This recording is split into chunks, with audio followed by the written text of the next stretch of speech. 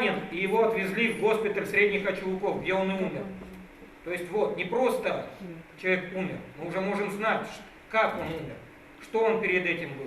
Более того, он умер не один, вместе с ним погиб его замполит батальона Сванидзе Владимир Сардинович.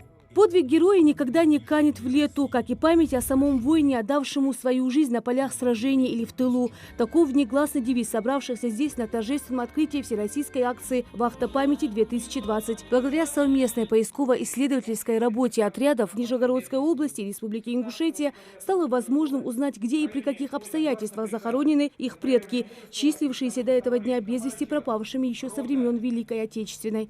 Выявлено было несколько фамилий горьковчан, ранее числившихся пропавшими без вести. А на самом деле они погибли, умерли в госпиталях города Молгобек, в Очелуках, в селе Барсуки. Только в селе Средние Очелуки, где по спискам числилось 8 человек погибших, оказалось 121. Но работа еще только началась, и работа продолжается.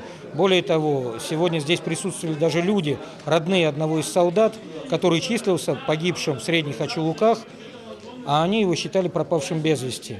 Без вести пропавшим до этого дня считался и отец, присутствующий здесь Любы Захкиевой, рассказывает историк Хава Саутиева. Из собранных ей материалов стало известно, что Магомед Захкиев, будучи председателем колхоза в селе Гербекюрт, в 1942 году возил продовольствие солдатам 52-й танковой бригады, которая дислоцировалась в Верхних Очелуках. В очередное утро перед своим отъездом он своей 3-летней дочери Любе по случаю ее дня рождения подарил золотые сережки и обещал по возвращению привезти ей платье, также собрать односельчан у себя дома и прочитать мавлид. Вернуться Магомеду так и не было суждено.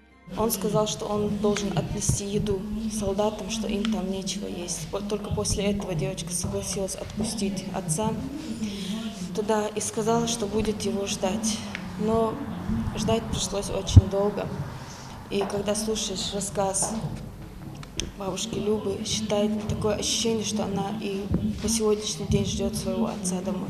Этот пример единения фронта и тыла далеко и не единственный, делится Беслан Зейта. В рамках общероссийского проекта «Судьба солдата» ведется уточнение имен и боевого пути солдат, увековеченных на воинских мемориалах на территории Ингушетии. Также продолжается работа по запросам граждан республики о судьбах их родных без вести пропавших в годы Великой Отечественной войны. Акции у нас будут участвовать поисковые отряды СКФО, но не все отряды, но с каждого субъекта по одному отряду. Ну и с Подмосковья, с Нижнего Новгорода, это наши постоянные такие поисковики, которые сами сотрудничают. И сегодня тоже они приехали с Нижнего Новгорода. Алаудин Алиев закончил Владикавказское педагогическое училище, работал учителем в школе, рассказывает про своего дядю Муса Беков. В 1940 году его призвали в армию. Он служил в Ленинградской области, закончил курсы офицеров, был командиром сводной дивизии малых танков. Погиб часть Новгородская область, деревня Стрельцы, Новопавловского района. Погиб там. Там, говорят, памятник есть.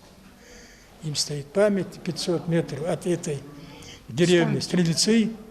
Памятник есть. Мы там не были, мы сейчас это узнаем. Спасибо ребятам, что они все это сделали. Житель селения Нижние Очелуки Макширип Костоев пришел сюда в надежде разыскать хоть какую-нибудь информацию про Хусейна Костоева. Еле сдерживая волнение, он рассказывает, ни фотографий, ни документов, ни каких-либо других свидетельств его биографии нет. Известно лишь, как один из славных сыновей ингушского народа он отправился на войну в 20-летнем возрасте.